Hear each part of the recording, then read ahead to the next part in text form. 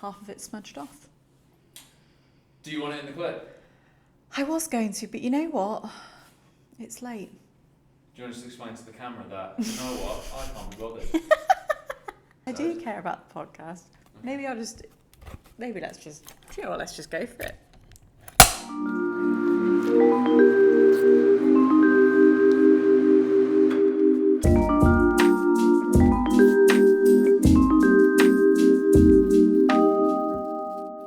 Hello all, and welcome back to the Actors Waiting Room podcast. I hope you're well. I hope you are surviving January. I must admit, the January blues are starting to kick in, but we're going to keep going. To be fair, we're nearly at the end of it anyway, so congratulations to all. We've nearly got through people say it's the hardest month, don't they, of the year. Don't know, that's up for debate, I suppose. But yeah, we are nearly through, and we're getting there. And then it won't be long till spring, so that's good. Okay, so I am starting a new mini-series within the podcast now, which is going to be called Movie of the Month. I'm very, very excited. We're going to get to dissect and talk about some really, really great films. Not necessarily, new releases, although I might do some new releases, but I think it'd be nice to talk about some of these great films that we can learn from creatively, like dissecting the acting, the writing, lighting, costume, like casting, like directing, like loads and loads of things. I thought it'd be really cool to just really dissect a full film, because I know we've done a couple of episodes where I've picked up about 4 films, but it's actually really hard to do, and some films which are very long and very good deserve the time to that. So the first movie that I have selected is Babylon, and I felt that it was only right to choose this film because it's a film about how films were created. It has all the elements of how we had like the first silent film, the talkies, and what we have now, and all those sort of behind the scenes bits. And I thought it'd just be a really good one. It's also creatively fantastic. Like, I rewatched it the other night in preparation for this, and oh my God, it's so full of life and creativity. It's just fantastic. So if you haven't seen it, I just think, and you want a bit of like creative inspiration, you cannot say that you cannot find it in that film, because there is so much in that film. It's just mind-blowing. I think it's such a fantastic film. So obviously the film follows the storyline of probably about 3, you could say 4 major storylines of these creatives that are either entering into the entertainment movie industry or who are maintaining their career in the movie industry as well. And it follows them from this journey. And we start with basically silent films. So that's what we're going to talk about today. I'm very, very excited. So let's just get into it. So the film was directed by the amazing Damien Chazelle, who is the director of Whiplash, La La Land, First Man, has done some... I don't think there's any film that I have watched of his that I don't like. I just think they're all visually stunning. They have some great actors in, and they're quite fast paced, which I'm a really big fan of, but they are just so creative. It also stars Margot Robbie in it. Brad Pitt is in it, and we start in about 1926 is when we first start. The film is wild, it's impactful, it's explosive, and yeah, like I've said, so creative. There are just so many scenes in which you could just dissect for hours about how so much detail has gone into just the fine print and the small things around you. And I think every time you would watch this film, you would probably find something new to see in the background. I think this is worth mentioning, that this is a film that it's great for showcasing loads of actor storylines, rather than just having like one main lead actor and then people supporting. There's a lot of like equal screen time, I think, for other actors in the scene. Like Margot Robbie, Brad Pitt and Diego Calva have I would say, the same amount of screen time. Could be wrong, but it seems that way anyway. It seems very fairly distributed. But the other thing that we should mention is the extras. All the extras in these mad party scenes or these battle scenes, we will go into it later, or if you don't know what I'm talking about, the film is that crazy that there is a party scene, a battle scene, there's so many different scenes. Like, these extras are phenomenal. So whoever casted those extras, well done you, because they make the film as well. Like, the film would be nothing without all those amazing extras. So why is it so creative? I'm so glad you asked. I don't even know where to begin with this because it's so mad. I want to start properly with like the colors. The color palettes for some of these big crazy scenes and simple scenes are so inspiring, like, and they're so aesthetically pleasing. So the first scene that we have, the opening, is in like a very deserted area. It's very hot, it's very dry, there's a lot of like pastels, it's very sort of plain, and then we have really big pops of green, like that are through the shrubbery, through the trees, and through the grass sort of line, if you know what I mean, in the opening scene. As simple as that, that's really aesthetically pleasing. So that colour palette of these like pastoral colours and then this bright pop of green. I feel like Damien Chazelle has a lot of that in his films. Like, his colour palettes are really pretty. Like in La La Land, there's, you know, like Emma Stone in this really lovely bright yellow dress as she dances around, and then there's like a purpley, like a purpley background with her and stuff like that. So he picks all these really nice colour palettes. That is the first one. The second one, which is like my absolute favourite, is the party scene. The party scene has all these rich colours, like the lighting is this warm yellow from the old style sort of lamps, and the lampshades are very sort of theatrical, and they've got tassels on them, and they're red, they're like this deep red. There's white streamers coming down, there's balloons that are white and red.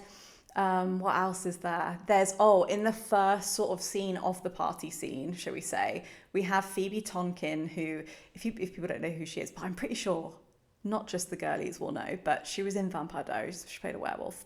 She was great. That's a little insight into my other things that I watch. Vampire Diaries, absolute throwback. She was in the first like scene of the first like sort of entrance to the party scene, and you see her doing some quite questionable things, but she's in this beautiful sort of like deep purple, silky, sultry dress, and I think that is such a nice segue. And the colours in that scene lead perfectly into the main sort of party room. It's like it's a house, but it's absolutely fucking massive. It's huge. So that's a really great one. Another really nice colour palette and so creatively done is so Margot Robbie plays Nellie Leroy, who is this big sort of film star, or up and coming film star, should we say. And she goes to watch her first silent movie that she's in, because she was casting it literally by like being there at the right place, right time type of thing, because the other girl they'd lost the other girl basically. So she goes and watches it, she comes out, and then there's this kind of like montage of her getting her fame, being recognised. And she comes out and she's wearing this beautiful sequined, I don't know if it's a two-piece or a dress, sequined sort of rich, dark purple or almost blue. And she has like purpley lipstick on, and then all the men that are taking the photos, and then there's also her dad, who she's made her manager, which was like the worst decision ever. He's obviously trying to sell her and stuff, but they're all in this nice sort of blue suits, and that scene is so pleasing. Like the color palette of all the blues and the purples and the sparkles and the flashing lights, like I love that, and I thought that was so creative. So just on color palettes alone, this film is really sort of explosive, and like you don't really know where to look. Like, it's that sort of dazzling. It's fantastic. Another reason why it's also so creative is even the way that some of the main characters are introduced to the film, or introduced to us as the audience, is astounding as well. Like Margot Robbie, we first meet her. We learn later on that she stole that car, but she has stolen a car. She has driven it into a statue at the party where this mansion is, and big party. She wants to try and get in, and our first introduction to her is her smashing this car into this statue, which she definitely could have avoided. And she comes out the car and she's like, what's that statue doing there? And then she fights with the security guard, and then Manny, who is the other guy opposite her, who is another one who's Diego Calva's part, he then basically lets her into the party. So that's her introduction. Manny Torres's introduction, like, well, our introduction to him is Diego Calva is basically been hired to transport this elephant to the party. And the way that he does that is that he goes, oh, I'm going to just put it in a horse box and just get it there. And like, that's ridiculous. So that's the first scene. The first scene is Manny basically saying, oh, is it a horse box? And he goes, yeah, but it's big enough for, say, like a very, very big horse. And he's like, but yeah, I guess so. And then he's like, sees the elephant. They're trying to get this elephant to this party in this horse box. That's the first introduction that we get to him. The first introduction that we get to Brad Pitt is also equally hilarious. He rocks up. He's a very well-known movie star in the film. He's Mr. Conrad. He is this big, movie star. And he rocks up with his wife, and he's decided that he would like to speak in an Italian accent and also very broken Italian language, and the wife is sat there getting really annoyed, saying, you're not Italian, stop pretending to be Italian. And he's like very theatrical and saying all these Italian words, or very broken Italian.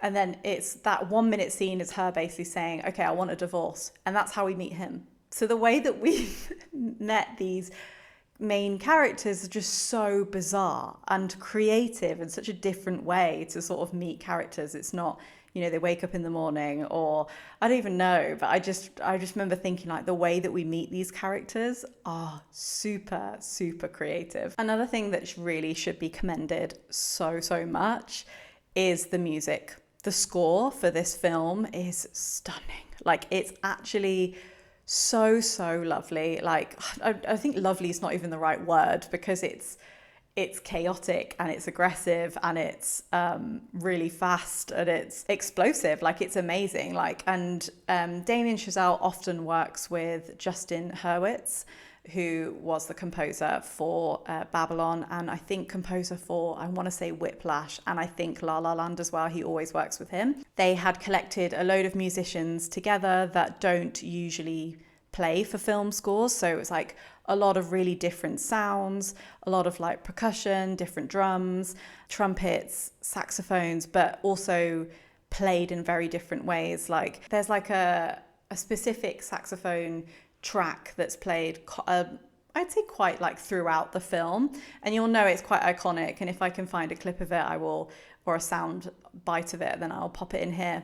But those of you who have seen it will definitely know what I mean. But there's quite an iconic saxophone solo that goes on through, specifically in the party scene, but also it carries on throughout the rest of the film. Justin Hurwitz basically said, I wanted to find a saxophone player that can infuse saxophone playing with sort of dance music. And I'm not going to pretend that I know loads about music, but I remember hearing the soundtrack and just thinking, how amazing does it fit? And it's really like, it's just party and it's fun and it's chaotic and it's wild and it's, it really fits the tone of the film, and it's really, I think it's really great music. I think it's fantastic. Okay, so let's talk about the acting part, which is obviously my favourite part. I really want to mention Margot Robbie, and I don't think that's any surprise, but it's my favourite role I've ever seen her do. I think she's absolutely exceptional in this role. Like, not that I'm this big critic, but I have no notes. Like, I have absolutely no notes. I think she's absolutely fantastic. She is spontaneous, she's reckless, she's aggressive. I don't doubt for 1 second that she's held back in any way. And yet this character, Nellie, is so extreme and she's so chaotic and she's just so bizarre in how she reacts to certain situations. And yet I think Margot Robbie has delivered her with so much realism and truth that you like, I don't not believe it, not for 1 second. I just think, yeah, that's how she is. Like, I believe that that's the real person. And I know some people can think that those wacky types of characters can be quite unbelievable, or you just accept that they are larger than life and not rooted in reality, but she absolutely is. I mean, like, she has the projectile vomiting scene, she has the snake bite scene, all of these things. And I saw in an interview that she did, she said, I was really worried about those types of things, because how do you do a projectile vomiting scene that's still rooted in truth and not this big sort of comedic moment? And The scene that she's talking about is basically where she's gone to a very elite, snobby, artistic party where the wealthy have come together to talk about film and theatre, and they're very educated, and she's having to change her ways because she's a little bit more out there, and her first sort of silent film, she's dancing with men and she's provocative and they don't like that side of her, so she has to change. And she has this big monologue where she basically says, like, you think of me as an animal, so I'll behave like I am an animal. And she stuffs her face with all their foods, and she has like this big sort of moment, and then she vomits all over I think it's all over the floor, actually. I think it's all over the floor of this very elite snobby party, and everyone's absolutely horrified.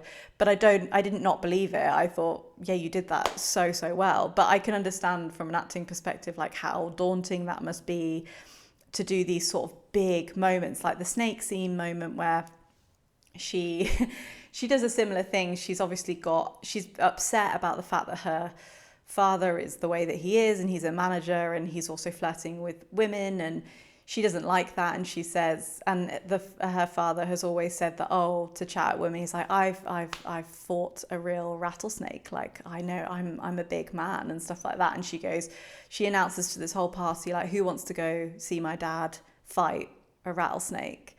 Anyway, he doesn't end up doing it, and she has this moment of being like, I came here to see, a fight, and I want to see a fight. And then she calls all the men's pussies, and then she just basically just goes. There's this line where she's basically like, I think it is the line where she says, like, I came here to see a snake fight.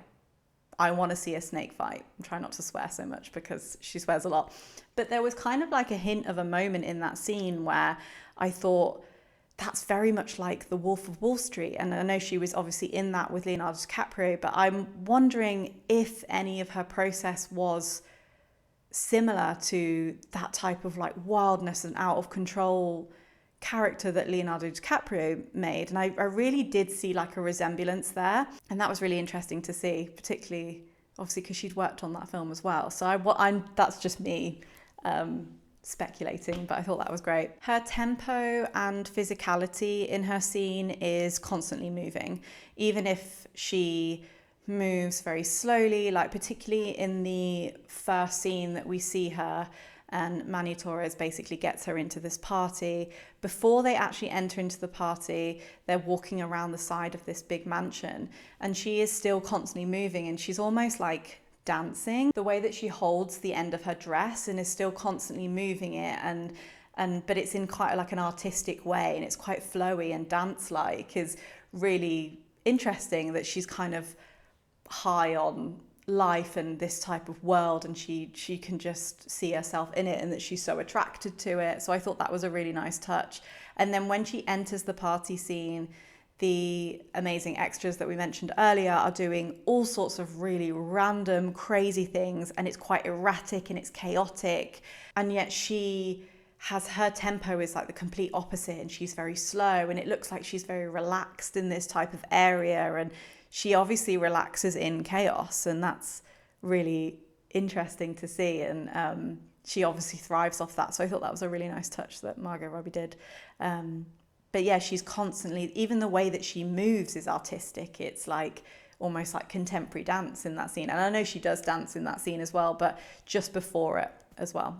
We obviously have to mention the scene where she gets her first gig on this silent film, and when she does the fake crying, and they get her to do it over and over and over again. That is super impressive, and I'm not quite sure how she's done the single tear or both tears, and then there's a pause, and then there's just tears. Like, I think that must have been incredibly exhausting to do. In the scene where I think it's the next scene along, when she's been properly hired now, and she's playing opposite the quite stuck-up actor that wants to have her shot, and she wants to be in it, and she's getting very jealous of the attention that Margot Robbie's character is getting, and that's a really great scene as well. And they're shouting and they're screaming at each other, and apparently Damien Chazelle would make a habit of like kind of a chaotic rhythm and sort of not over exhaust the actors, but but basically just let loose a bit. Because sometimes when you start a scene, you can be like, we're going to do it a certain way, and you might plan it and all of those things. But he did the scene. They said that they did that scene because it was a one-shotter. They said they did that like at least 20 times. And Margot Robbie said like by the end of it, we'd lost our voices because we were screaming at each other so much. But we got through to some really like a different level of acting and desperation and frustration with each other, and I think you can really see that on the screen. It's really, really good. Another sort of thing that's quite nice about Damien Chazelle's process is apparently I did read that they would often ad-lib their lines, and so that the script wasn't set. And I just think, how amazing is that these characters could sort of ad-lib their lines a little bit. I think obviously, I mean, a lot of it will be scripted, but he allowed ad-libbing, and he allowed these sort of wacky lines to come in and still get all that detail. I think that's he's a madman, like in the best possible way, but yeah, that's incredible. Let's talk about the acting of Diego Calva. The character he plays is Manny Torres. He has the most expressive eyes ever. He is fantastic. He's got a real sort of raw, natural take to his scenes, if that makes sense. Like, he's so rooted in reality and down to earth, and yet very funny and witty, and just his lines, he never tells his lines in a funny way. He just tells them in pure conviction, and then they end up being funny. And the sort of extreme lengths that he goes to push his career further and I think he becomes like an executive producer towards the end of the film. But yeah, he has the most expressive eyes ever. And like the first bit, the way that he sort of envisions Nellie, like he just falls in love with her so much because she's this bold, outright person that's so artistic and creative and represents everything that he kind of wants in the film industry. Like, they both connect on this idea that they want to be in something that's bigger than themselves, and they think that making films and making art is doing that, which I 100% agree. It's one of the reasons why I wanted to become an actor. And so the first sort of shot, he says, I think I'm in love with you. His eyes, the way he looks at her are just so expressive. And he has lots of moments within the scenes where he doesn't even say much, and his eyes say absolutely everything. They're just so expressive. You can just feel his desperation in certain scenes, his love for her. There's also a scene towards the end where he goes back to the movie set which he once used to work on, and then he goes to see a film towards the end of the film. I think we end up in like the 1950s, and basically he watches the film and you see him cry at a film, and that's heartbreaking. And then you see the sudden realization where something makes him laugh, and then you see the other moment of why again he loves movies, and he does that all in his eyes. That's such an amazing skill and so captivating. And when I saw him watch a film in the cinema, it just reminded me of why we love films and of why we love to have that experience. We love to cry, we love to go on adventures, we love to see love on screen, we love to see all those things. This is why this film is so special. This film is such a tribute to how we've made film and how amazing it's progressed and all of those things. It's just, I think that's why I think many actors and creatives will love this film or do love this film. Then we have Brad Pitt. Brad Pitt, he never does anything wrong. Literally, he never does anything wrong in his acting. He's fantastic. He plays Jack Conrad, which is this well-established big movie star within the film. He's already established when we start the film in the 1920s, and he has quite a big story arc actually, and you can see him very actively change throughout the film, which is another very hard skill to portray, I think, as an actor. In the start of the film, like I said, he's very theatrical. He comes in speaking Italian when he can't really speak Italian, and he thinks he now has the persona of an Italian man. And he does share this same passion and stuff for the arts as well, about getting the right shot and things like that. But the way that he holds himself, his chest is very like pushed out. It's almost like a Shakespearean actor walking around. If you've ever gone to the theatre and watched Shakespeare, traditional Shakespeare, not like a contemporary Shakespeare, but like traditional Shakespeare, he walks like that. He walks like the actor, and it's very clever. And he uses his hands and his hand gestures a lot with his theatrical nature. He often does bows when he's finished talking and things like that. And his tempo is slow like Nellie's, but his is more in a commanding, powerful way. Hers is almost like a dream-like trance and dance, whereas his is very, there's no rush, there's no need to rush or anything like that.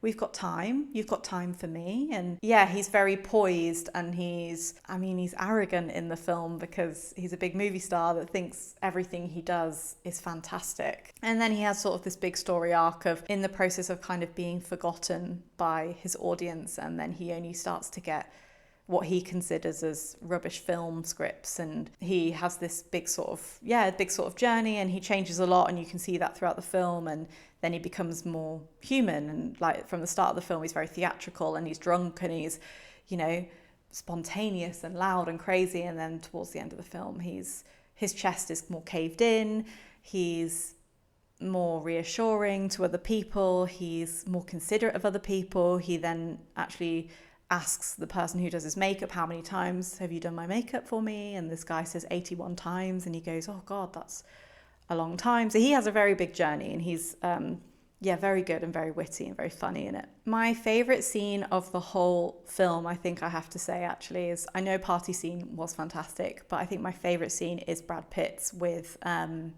Jean Smart.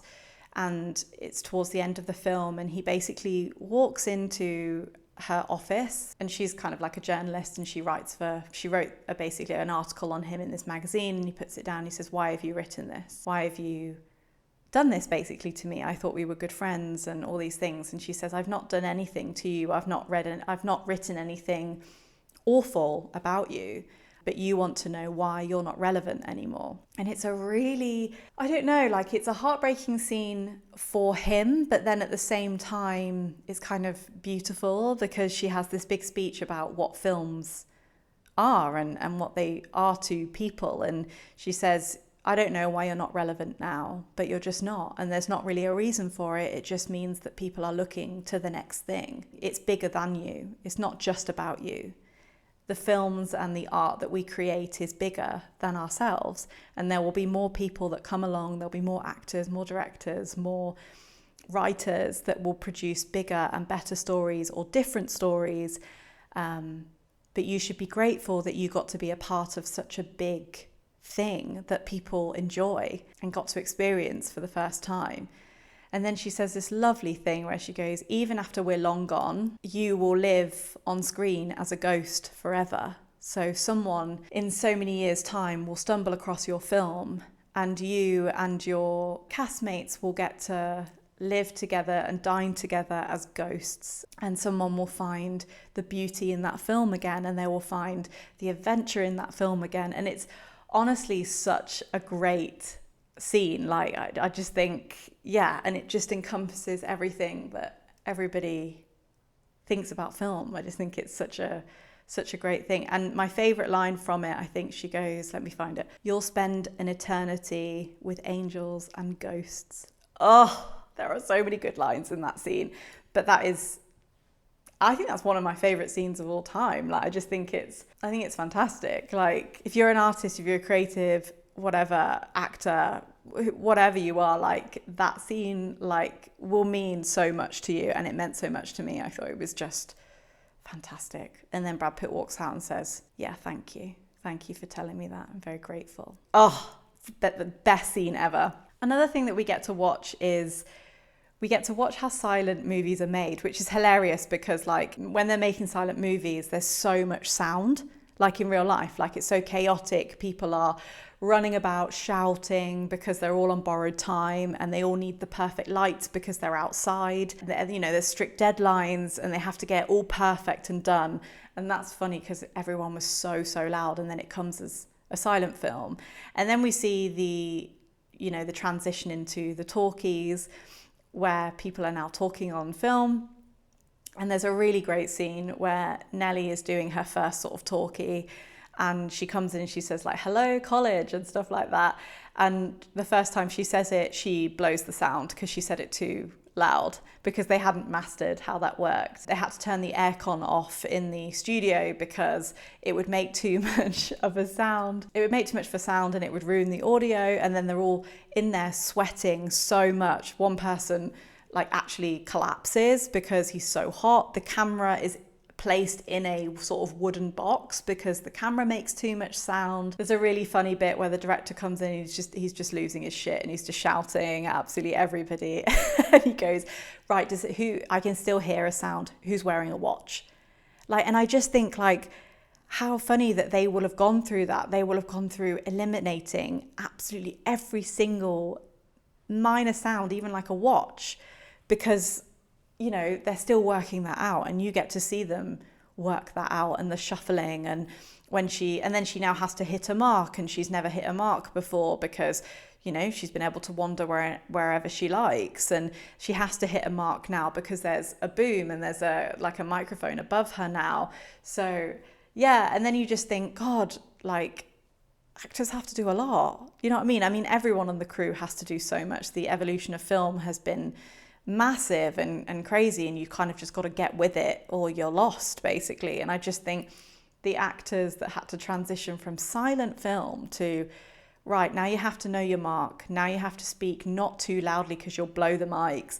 Then you have to be careful about where you drop things because, again, of the audio, even stuff like shuffling, and you have to make sure that even her heels weren't clicking too much. And then she's got to learn lines for the first time, which must be, you know, really difficult to memorize all these lines, and they're printed out on this paper that's got smudgy ink, so you can't really read the lines properly. And yeah, it's just such a fantastic film for all these tiny little details, and what makes it so special, I think. So I think it's a film that you absolutely need to go and watch if you're a creative, and I think it will give you such a burst of energy. And there are so many messages to take away from the film as well, and you could decide with that what you want to take away from the film. But even at the end, like, there's a section where Damien Chazelle has put together like a recording of film history of like the first ever film, and then silent film, and then talkie, and then musicals, and it's gone through all the years of film, and they've got even like Avatar at the end, and what we've done with digital film and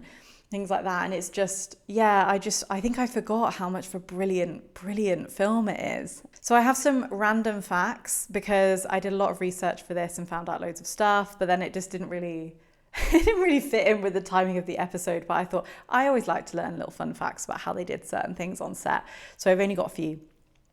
But the random facts that I do have is that the party scene that we see at the start of the film, that took 2 weeks to film. Crazy. And I'm not surprised because there's just so many people and so many moving parts to that scene. It's fantastic, and definitely one of the highlights of the film. They did everything as real as they could. So the battle scene that they have where Brad Pitt comes on and kisses that woman, and they get the light right, and they say, we got it, that bit. All those extras, you know, not digital, like, they're real people. The party scene, they're all there. Like, I don't even want to know what the budget for this film must have been. So yeah, everything was as real as possible. The chicken that Diego holds, that's a real chicken. The rattlesnake, that was a real snake. Like, yeah, they made everything as real as possible. This is another fun fact, is that Diego said that the chicken was so calm. I can't really imagine that because the set around the chicken must have been so crazy and chaotic. But apparently this chicken was very, very calm, and he had to kind of, like, in a nice way, try and fluster it to make it flap because it wasn't really flapping, and it was just very calm. So he was like, it was a very cool chicken. The snake, I think Margot Robbie said the snake did actually scare her, but obviously they did it safely. But obviously the snake bite, that is not real. But the snake venom is actually honey.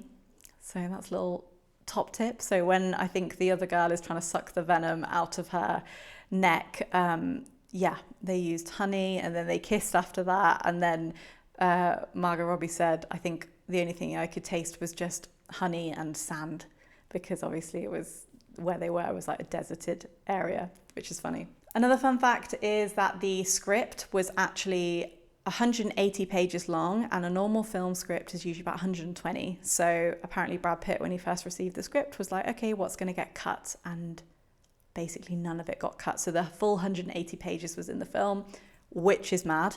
But obviously it's a very fast-paced film, so I'm also not surprised about that. It was quite a long film, but to get all of that in is amazing, and they must have had to work really, really, really hard on that. Yeah, and I think that's it. That's all my little fun facts. I think I've used all of my other fun facts up. But yeah, thank you so much for listening, me waffle on about a really, really good film. And if you haven't watched it, I hope I haven't spoiled too much of it for you to go and watch it. Or if you have watched it, you can go watch it again now, knowing the fine little details about the film. So yeah, well, this is going to be a mini series. It's going to carry on. I need to think about the next one that we're going to do. But yeah, we're going to do more movie of the month, and we're just going to learn how to basically analyze performances and films in general together. Anyway, I hope you have a good rest of your week, and I will see you in the next episode.